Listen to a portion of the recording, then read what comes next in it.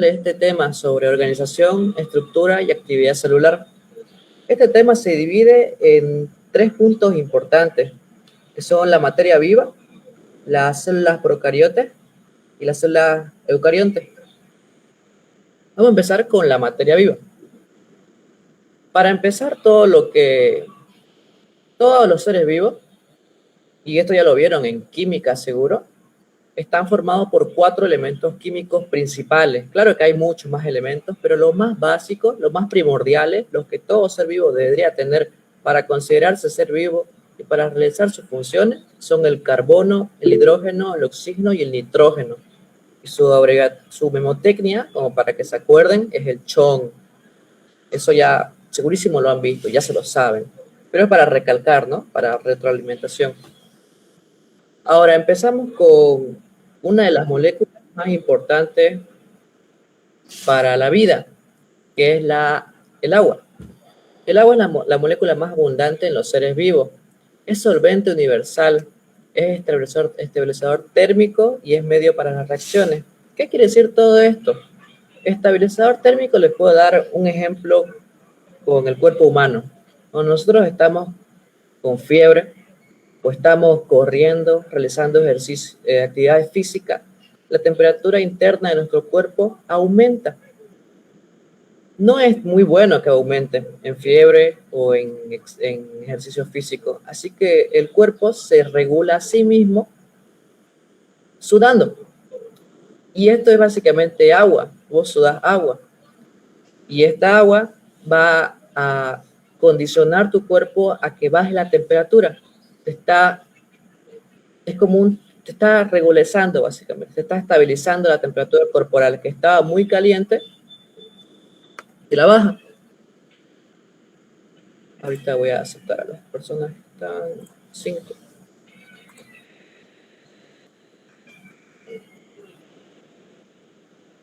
Ya.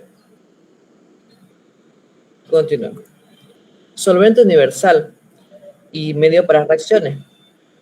En nuestro cuerpo, en la célula, se realizan un sinfín de reacciones químicas. Y las reacciones químicas, increíblemente, puede faltar el oxígeno, porque pueden ser reacciones anaerobias o pueden ser reacciones aerobias, que utilicen oxígeno o que no utilicen oxígeno. Pero todas necesitan agua, ya que es el medio perfecto para que las reacciones químicas se produzcan. Y solvente universal es que en nuestra el plasma sanguíneo hay un sinfín de células, pero el plasma en sí, en su mayoría, es agua, y en ella se disuelven ese montón de células. A eso se refiere con solvente universal. Y también en términos químicos, ustedes van a ver distintos experimentos en donde el agua se utiliza como solvente. Por ejemplo, la sal en agua. Vos no ves la sal en el agua, vos no ves el azúcar en el agua, pero está ahí. Moléculas de azúcar están flotando por el agua y se disolvieron gracias a que el agua es un disolvente en sí. Continuamos con las sales minerales. Están presentes en pequeñas partes del cuerpo, en pequeñas cantidades en realidad. Estas sales son súper importantes para las diversas reacciones, ya que usualmente las reacciones químicas son en base a estas sales. Y también regulan la concentración de hidrógeno y pH. El pH es básicamente la acidez en los líquidos en los líquidos. Es básicamente la cantidad de protones de hidrógeno en los líquidos. Y esto se ve en esta tablita. Los pH normales de la sangre, como un ejemplo que les puedo decir, es de 7.35 a 7.45. Esto me da que es neutro. A partir de acá es básico y a partir de acá es ácido. Esto no se lo tienen que aprender, obviamente, es solamente un ejemplo. Pero es para que sepan y para que entiendan que la concentración de sales básicamente me va a regular esta acidez en la sangre. Si está muy ácido, me muero. Si está muy básico, me muero. Todo tiene que estar en un equilibrio. Y este equilibrio se llama homeostasis. Y aquí un ejemplo de la bomba sodio-potasio, que el cuerpo utiliza estas dos sales minerales para regular un sinfín de cosas, entre ellas la osmolaridad, la cantidad de orina en el cuerpo, la cantidad de sal en el cuerpo y la presión arterial. Los gases más abundantes para la materia viva son el CO2 y el oxígeno.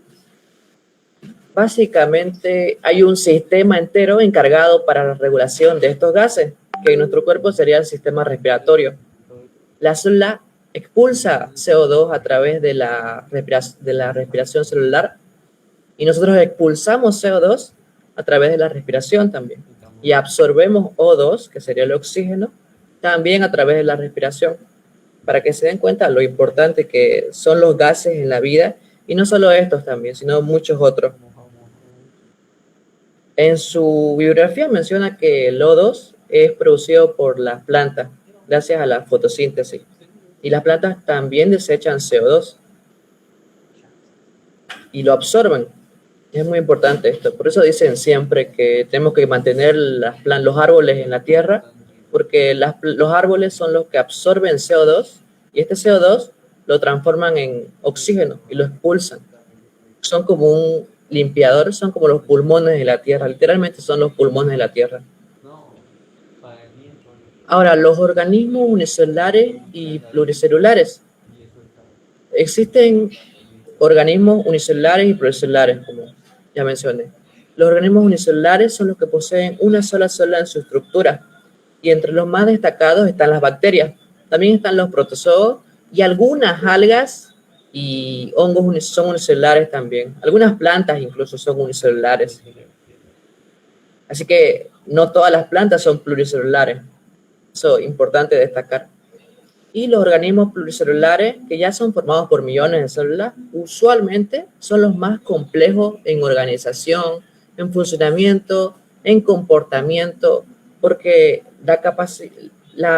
el hecho de que vos tengas más células te va a conferir un sinfín de funciones, porque ya se especializan, las células se especializan en tejidos, y estos tejidos se especializan en órganos, y estos órganos se agrupan y se convierten en sistemas, y básicamente lo que les acabo de decir es la organización de la materia viva. Esto que está en su biografía también. Las células se juntan en un tejido, y un tejido del mismo tipo se junta en un órgano, se junta y se transforma en un órgano. Muchos órganos conforman un sistema, y todos los sistemas del cuerpo conforman al organismo. Bueno, y ahora las células procariontes. Y antes de continuar, creo que algunas personas querían ingresar. Sí. Sí.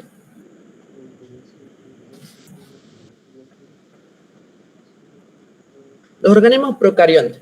Los organismos procariontes son organismos unicelulares en su mayoría. No poseen núcleo, pero a la vez tienen un nucleoide. El nucleoide básicamente es donde se encuentra el material genético, pero a diferencia de los organismos eucariontes, este material genético no está confinado en un espacio, sino está disperso en el citoplasma, está disperso alrededor de todas las células. Y también importante destacar que son el grupo más antiguo de los seres vivos. Se cree que la vida en la Tierra nació con este tipo de organismos, con este tipo de células unicelulares, células que no tenían núcleo. Y como ven, son las más básicas, no son tan complejas, realizan funciones primitivas, por decir, pero son de gran importancia para la vida en general, porque se encargan de funciones vitales como la descomposición de la materia y ayudan a muchísimos organismos en su supervivencia. Un ejemplo claro, en nuestro mismo cuerpo, hay bacterias que viven en nuestro cuerpo, que sin ellas moriríamos simplemente. Por ejemplo, la microbiota intestinal está formada por millones de bacterias que ayudan a digerir los alimentos. En los animales también herbívoros, como ser las vacas, tienen un sinfín de bacterias que les ayudan a procesar todos los alimentos que consumen. Entonces las bacterias, a pesar de que son organismos simples, cumplen funciones muy importantes. Aquí un vistazo a las partes de la bacteria, que varía un poco de las partes de las células eucariotes. Ahorita lo vamos a ver a continuación. Pero entre las más importantes están los flagelos, la pared celular y el ADN bacteriano, que como les mencioné, está disperso en el citoplasma, no está confinado en un pequeño núcleo, sino que está, como decir, tirado en el mismo cuerpo de la célula. Ahora, las características particulares de las bacterias, vemos que en su pared celular hay una técnica llamada técnica tinción de Gram. Esta tinción de Gram lo van a ver en bacteriología mucho, pero es básicamente identificar una bacteria de acuerdo a su pared celular.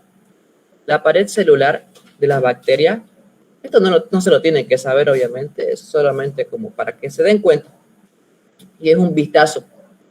Tiene peptidoglucano. El peptidoglucano en Gram positivo es bastante abundante, como lo ven, es grande. Y en Gram negativo está confinado en un espacio periplásmico, es pequeño, no hay mucho peptidoglucano. Entonces, en la tinción de Gram, lo que pasa es que si se tiñe Gram positivo, es que esa bacteria tiene bastante peptidoglucano en su pared celular. Si no se tiñe tanto y se tiñe de este color rojizo, rosado, es que contiene poco y se dice Gram negativo. Ahora, el ADN bacteriano y los plásmidos. Como les dije, el ADN bacteriano está disperso en el citoplasma de la bacteria mismo. ¿Y ahora qué son los plásmidos? Los plásmidos son estructuras de ADN, son elementos de ADN separados del mismo que le van a conferir a la bacteria una resistencia. ¿A qué? Resistencia a las defensas del cuerpo mismo, a los glóbulos blancos, a los antígenos. Eso, va a resistir. Y también, que ya se está viendo últimamente en los años, resistencia a los antibióticos, que cada vez más las bacterias poseen una resistencia más grande a los antibióticos. Y todo esto se logra gracias a estas estructuras llamadas plásmidos. Aquí la cápsula o cápsula. La cápsula solamente se encuentra en bacterias muy patógenas. Es una capa polisacárida, es decir, formada por azúcares, que sirve para la protección y también contra la desecación, es decir, que la bacteria se deshidrate, se seque y muera. Aquí está, por ejemplo, la cápsula bacteriana. Esta no está en su bibliografía, como les repito, pero es para que se den cuenta. Solamente las bacterias más patógenas contienen cápsula. Solamente las bacterias más agresivas. Un ejemplo podría ser la bacteria de la tuberculosis, que es tan difícil de eliminar gracias a todas estas estructuras que tienen. Y los flagelos son estructuras que le permiten el movimiento a la bacteria. Básicamente es movilidad para la bacteria. Y la fimbria es para fijación. Aquí un ejemplo, un vistazo le pueden echar a los distintos tipos de flagelos de las bacterias. Hay muchos tipos de bacterias y a su vez muchos tipos de flagelos que las componen. Ahora el pili. El pili es básicamente, por decir, un pelo. Mi doctora de bacterio decía que era un pelo sexual. Es para que la bacteria se reproduzca con otra. Y que, miren que en este gráfico, en este dibujo, ¿qué le está pasando la bacteria donante a la bacteria receptora? Le está pasando un plásmido. Es decir, le está pasando un material genético a través del pili, o pilus, o pelo, que es lo mismo. Se lo pasa y ya la bacteria donante, el receptor, ya tiene el plásmido. Y como recordemos, el plásmido era lo que le confería su inmunidad a la bacteria, ¿no? El plásmido era lo que la hacía resistente ante antibióticos. Y así una bacteria se hace resistente a antibióticos gracias a otra que ya lo era. Es como un mecanismo de reproducción básicamente para ellos. También en su biografía habla sobre las formas de las bacterias, que son muy variadas, muy variadas. Entre las principales están los bacilos, que son en forma de bastón, los espirilos en forma helicoidal.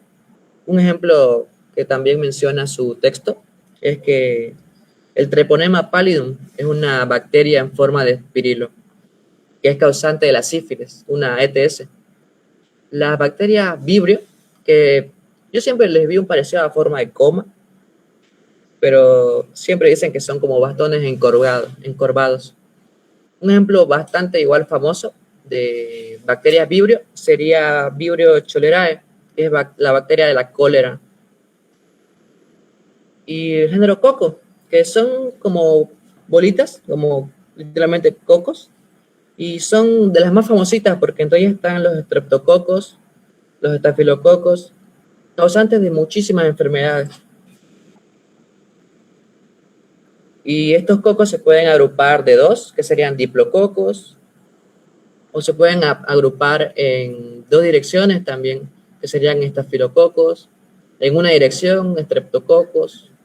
O sea, es una clasificación muy variada de las bacterias.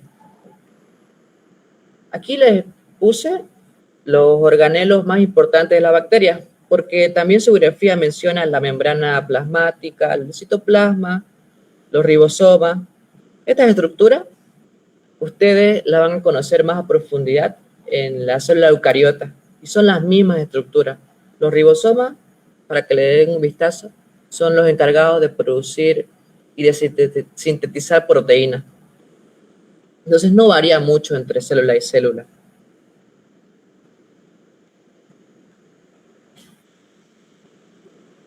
Y bueno, hasta aquí tienen alguna duda, una El pregunta. fibri, ¿qué era el fibri? El fibri, el pili. O las fimbrias. No, algo de, creo que Fimbrias, ¿no? fibria, sí. Sí, las fimbrias son parecidos a los flagelos, pero son para más que todo fijación de la misma bacteria.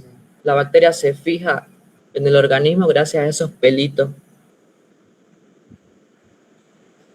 A ver, por acá está. Aquí les doy un ejemplo. Aquí, mira.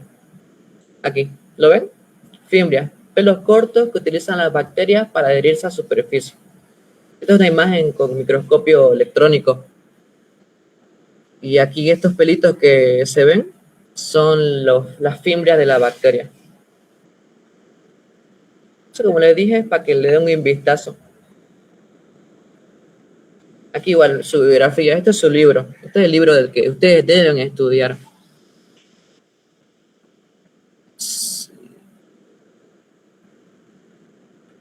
¿Alguna otra pregunta? ¿Qué eran los flagelos? Los flagelos son básicamente la estructura móvil de la célula. Es lo que le permite moverse a la célula alrededor del organismo. Son de sus partes más importantes, ya que le confieren movimiento. Sin eso, la bacteria no llega a ningún lado.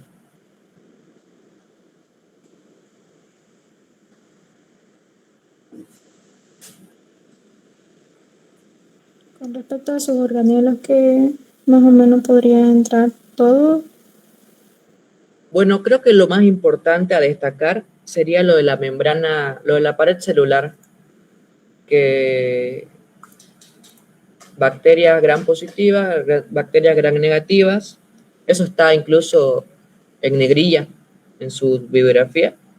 Todo lo que esté en negrilla, préstenle especial atención porque suele ser lo más importante del tema.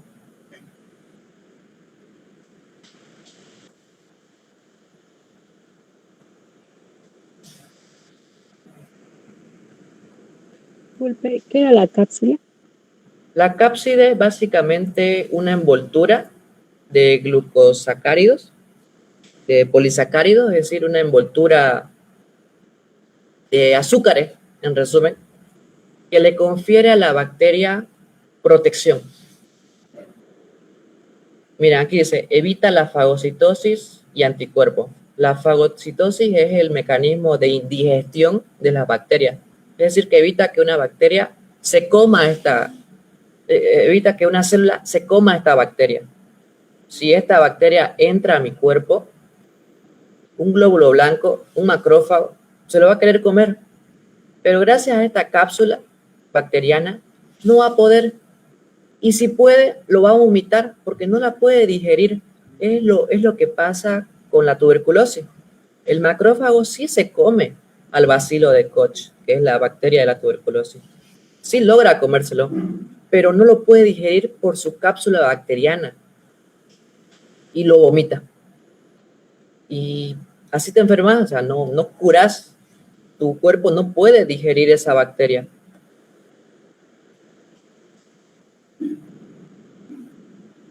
Ya, gracias. No es nada, no es nada. ¿Podría explicar la fisión binaria, por favor?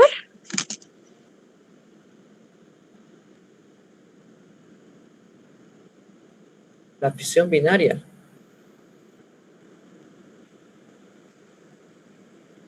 Fisión binaria. A ver.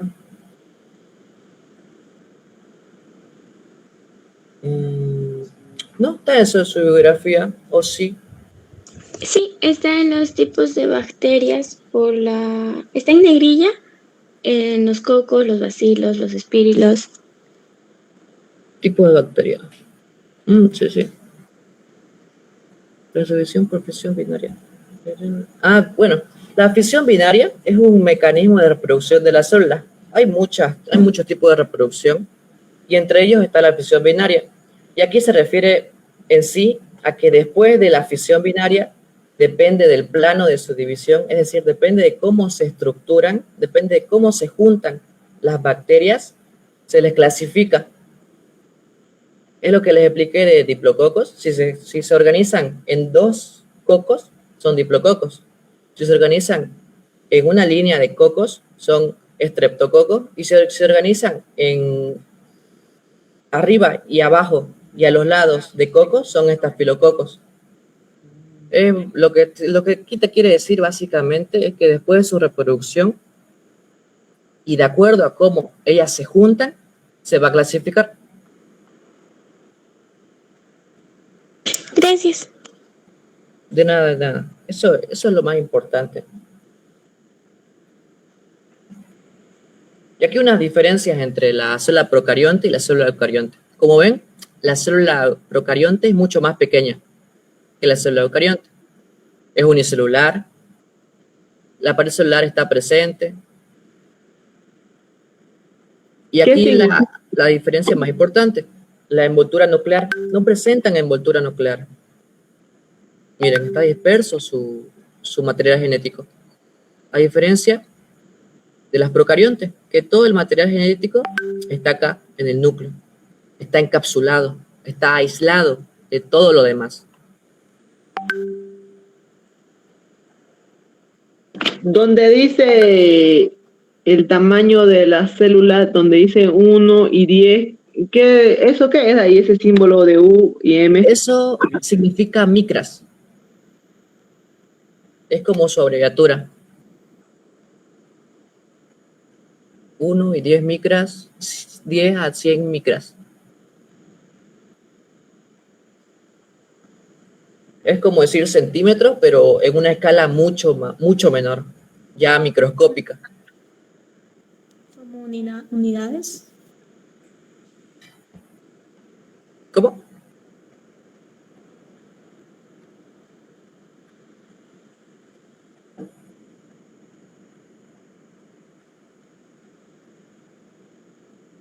Bueno, ahora supongo que ya no hay más preguntas. ¿Qué eran plásmidos? El plásmido es un material genético diferente al de la misma bacteria.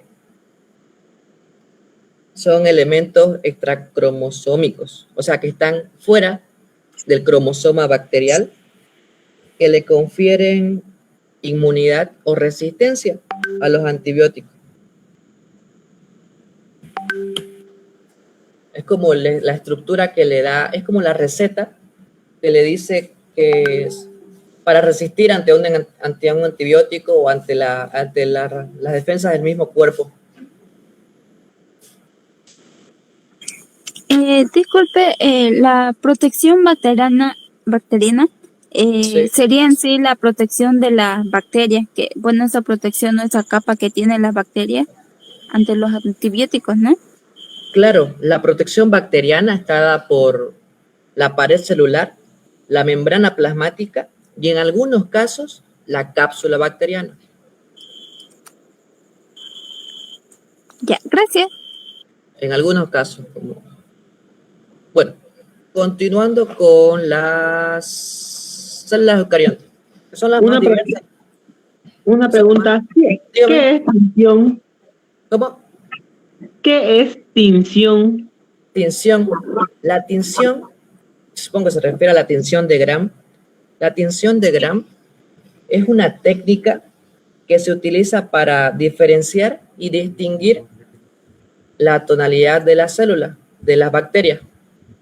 Es para básicamente clasificar las bacterias entre gram positivas y gram negativas. Es una técnica Es de como laboratorio. en una placa PPT tenemos un agar y tenemos lo que es una bacteria, ¿no? Y ahí Sí. hacemos un mapa de tinción para poder detectarla. Sí, exacto. En sí las tiñen. Sí, las tiñen para identificar sus características y de acuerdo a si son gram positivas o gram negativas, vos podés realizar tratamiento con ciertos antibióticos y con otros no. O sea, por eso es bien importante diferenciarla.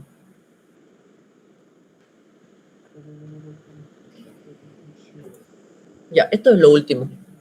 Células eucariontes.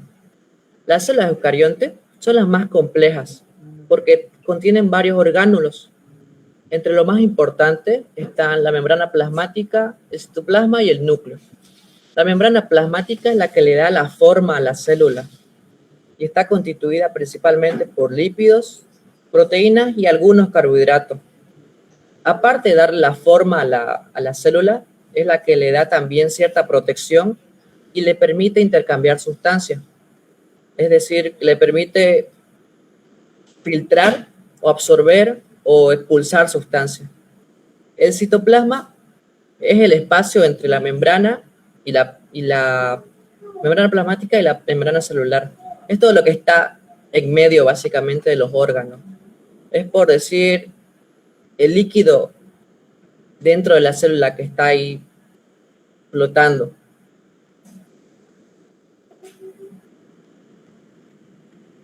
Y también está el citoesqueleto.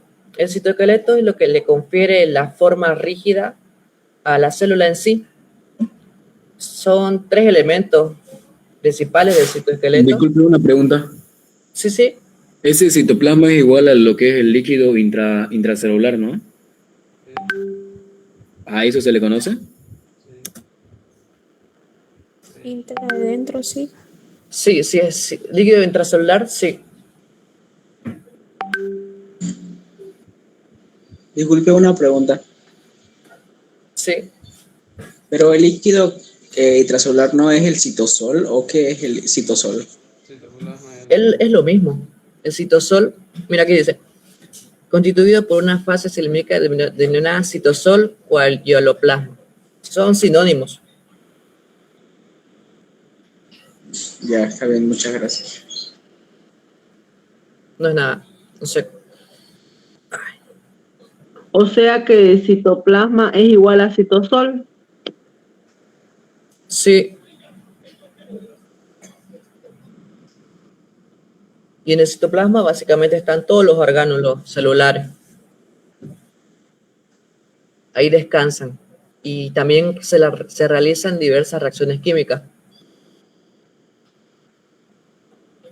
Creo que querían unirse al menos.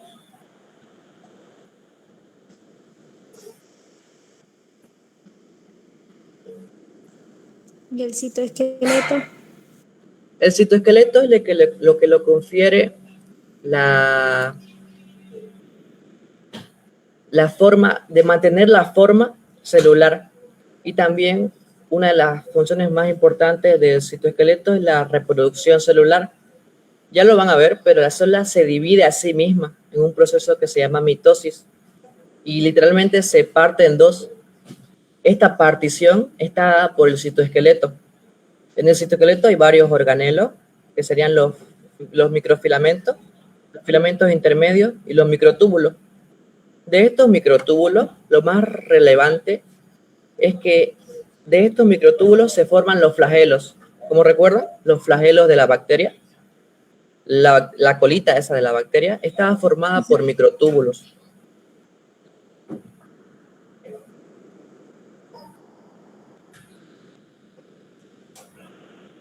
Aunque aquí en este gráfico no lo muestra, porque no se puede juntar las dos cosas, o sea, los organelos membranosos con los organelos no membranosos en un simple gráfico. No se apreciaría todo. Pero estas estructuras no flotan, o sea, en sí, sino que están sostenidas por este citoesqueleto. Podríamos decir que son como los huesos de la célula, le confieren su forma, son como andamios que la mantienen. Una consulta, ¿el ácido desoxirribonucleico es la que se encuentra dentro del núcleo, el ARN? El ARN también se encuentra dentro del núcleo y también se encuentra en los ribosomas. Ahorita llegamos a eso, los ribosomas, aquí también. El ARN ribosomal está en los ribosomas. El ARN de transcripción y distintos tipos de ARN se encuentran en el núcleo. Son el material genético de la célula. Aquí es el núcleo. El núcleo es la estructura que delimita al material genético de la célula. Lo encierra. Y en el nucleolo se encuentra el ARN. Pero recordar que el ARN no es exclusivo del nucleolo, sino que también encontramos ARN en los ribosomas.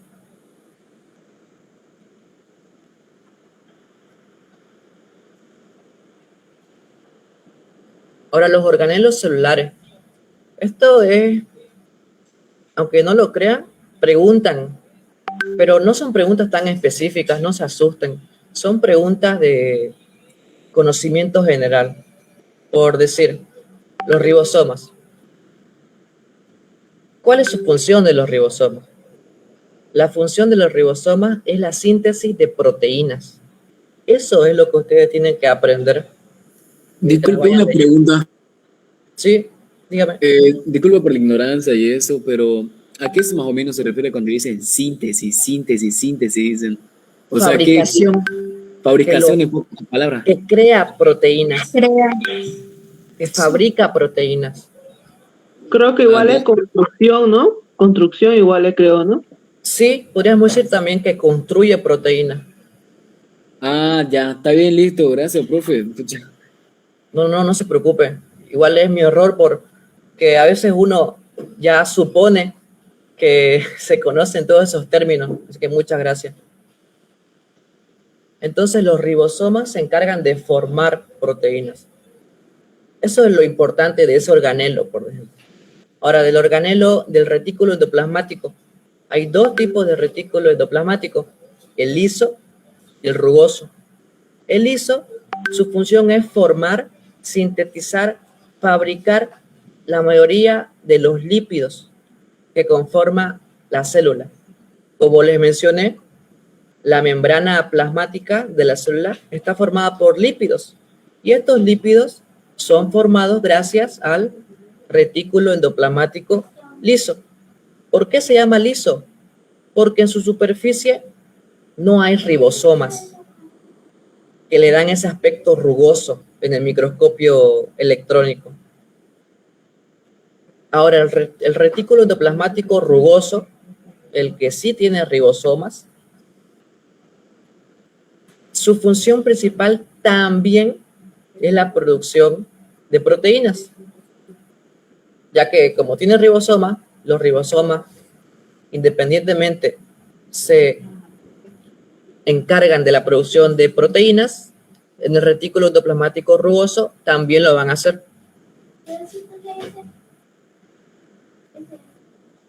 Aquí está un gráfico del ribosoma. Ahora, el aparato de Golgi. El aparato de Golgi, su función primordial del aparato de Golgi es la de empaquetar, la de almacenar en sacos o en cisternas o en vesículas las proteínas que se realizan, que se forman en el retículo endoplasmático rugoso. Básicamente es como que las empaqueta. El retículo endoplasmático rugoso forma proteínas, o los ribosomas forman proteínas, y el aparato de Golgi se encarga de almacenarlas, las empaqueta, y él ya verá que las hace, o las envía fuera de la célula, o las utiliza para sí mismo, pero su función principal es aquella. Y también modifica las proteínas, como que dice glucosilación, Y, le añade azúcares, lípidos o proteínas. y ese empaquetamiento, profe, con una vez que lo empaqueta, no, o sea, como dice empaquetar, no tiene ningún tipo de protección o algo, ¿no? En una vesícula lo almacena, esa es su protección, es como la caja, y dentro está la proteína. No sé si me entendió. Sí, le entendí. Gracias. Sí, aquí un gráfico les quiero mostrar de lo mismo.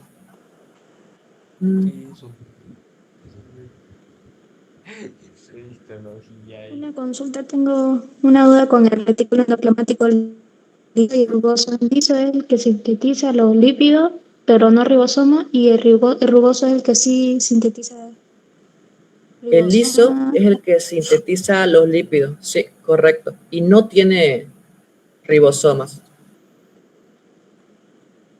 El retículo endoplasmático liso carece de ribosomas. Solo el rugoso, ¿no? Solo el retículo endoplasmático rugoso tiene ribosomas. Y por eso, como les dije, por eso se llama rugoso, porque la presencia de ribosomas en su superficie le va a dar ese aspecto de como apedrado.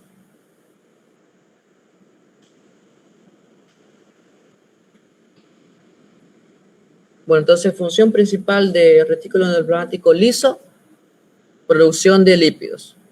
Del rugoso, retículo endoplasmático rugoso, producción de proteína. De los ribosomas, también en la producción de proteína, y en él se encuentra el ADN ribosomal. Del aparato de Golgi, el empaquetamiento de proteínas en forma de vesículas, sacos aplanados o cisternas. Y también de añadir a las proteínas azúcar, lípidos y proteínas. Es decir, las modifica también. No las recibe tal cual. Ahora, los lisosomas. Los lisosomas son una de las partes más interesantes de la célula porque gracias a los lisosomas es que se producen todos los procesos de digestión celular.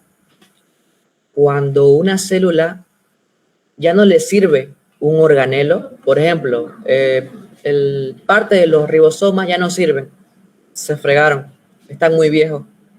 Lo que hace la célula es que lo degrada, se lo digiere y reutiliza sus elementos básicos. ¿Cómo? A través de los lisosomas, gracias a las enzimas hidrolíticas que contienen.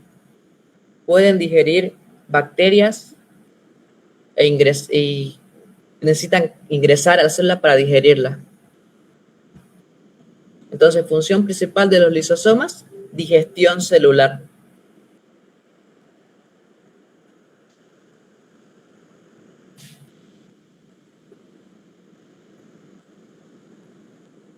Los peroxisomas.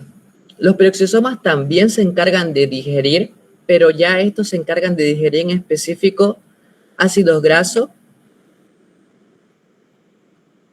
y otras moléculas generan peróxido de hidrógeno, que es un compuesto tóxico para la célula. Y la estrella, para mí la estrella de la célula, la mitocondria. Con la mitocondria, de mí hubo una pregunta en mi CUP, por ejemplo.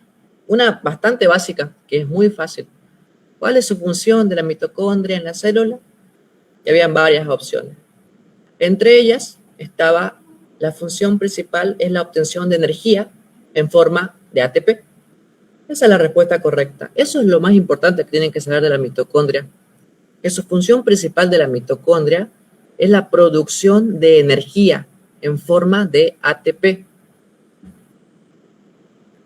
El ATP es adenosín trifosfato, que es una molécula altamente energética. Gracias a esa molécula nosotros tenemos energía. ¿Y gracias a quién? A la mitocondria. En células que son altamente energéticas, como las células del músculo o como los espermatozoides, hay muchas mitocondrias, ya que mientras más mitocondrias, más energía.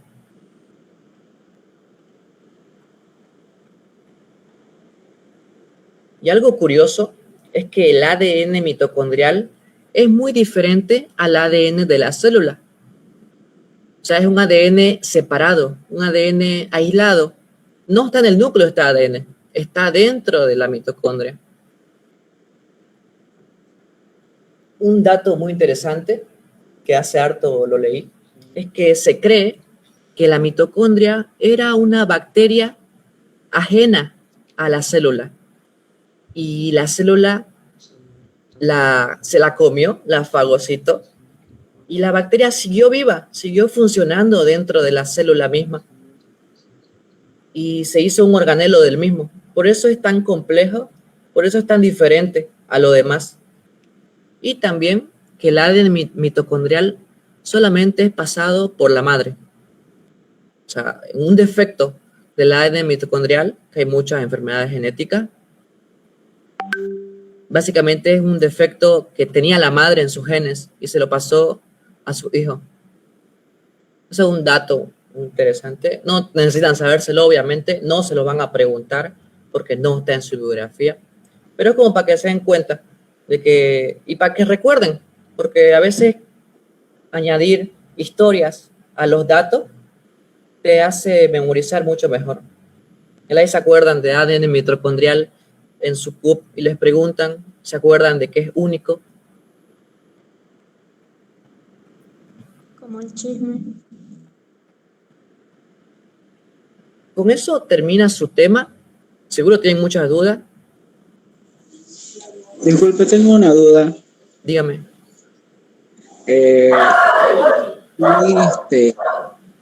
¿Cómo se dice? La mitocondria se encarga de lo que es de la respiración celular, ¿no ves? Sí. Y las células procariotas no tienen mitocondrias, ¿no ves? Por lo tanto, creo que pueden respirar por su membrana, ¿o estoy equivocado? El tema de respiración celular no es como tal respiración celular, es más que todo un conjunto de reacciones químicas que le van a permitir realizar energía. Ya, está bien, muchas gracias.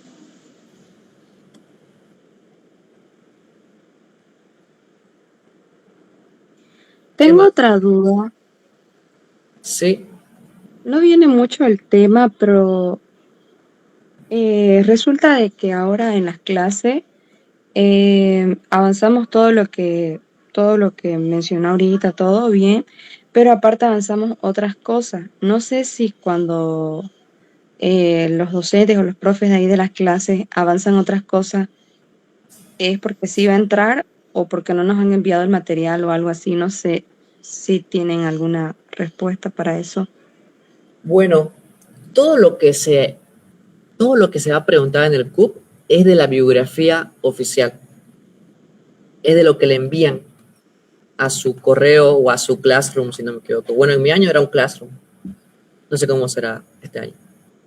Pero todo lo preguntado son de los PDF que le proporciona la facultad. Ya si un docente explica otra cosa, o no se lo han mandado todavía, o no se lo han mandado aún, o no se lo van a mandar y el docente simplemente quiso explicarle eso como para complementar, o la verdad no sé por qué lo habrá hecho. Sí, porque avanzó sobre cromosomas y también avanzó bastante sobre el ciclo celular, sobre la mitosis, sobre la meiosis, y no sé por qué eso todavía no nos ha pasado.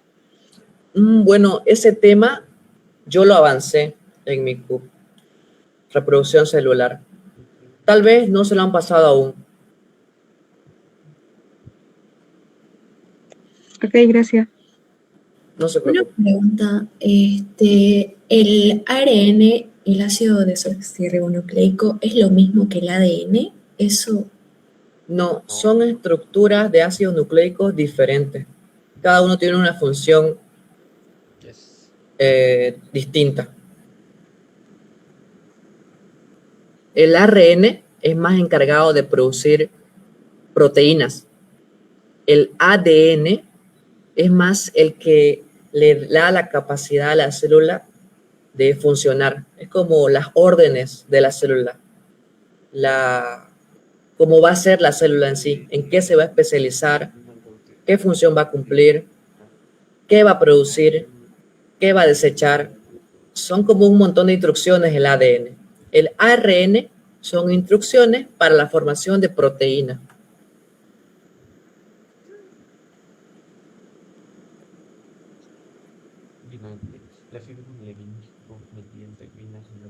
Y también funciona como material genético, porque, por ejemplo, los virus no tienen, hay el virus que son ARN y simplemente tienen ellos ARN e implantan su ARN en el ADN de la célula y lo modifican así.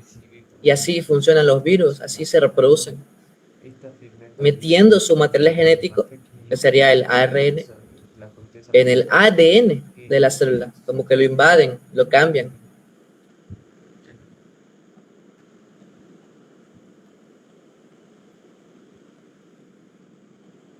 ¿Podría ser un quiz de esto? ¿Un quiz?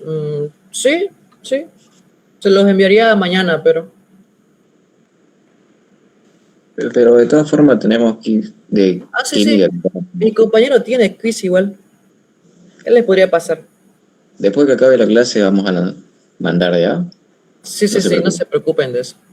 Pero Ya, igual ya. lo Gracias. para mañana otro, digamos. ¿No lo visto? Sí. Muchas gracias. Para que tengan un doble repaso. gracias. Pero mostrate otra vez la cámara, Lobito, para que te conozcan. Estoy todo despeinado ahorita. Es para que se acerquen pues, cuando necesiten algo en la U, cuando nos vean. Verdad. Lucha. Ya.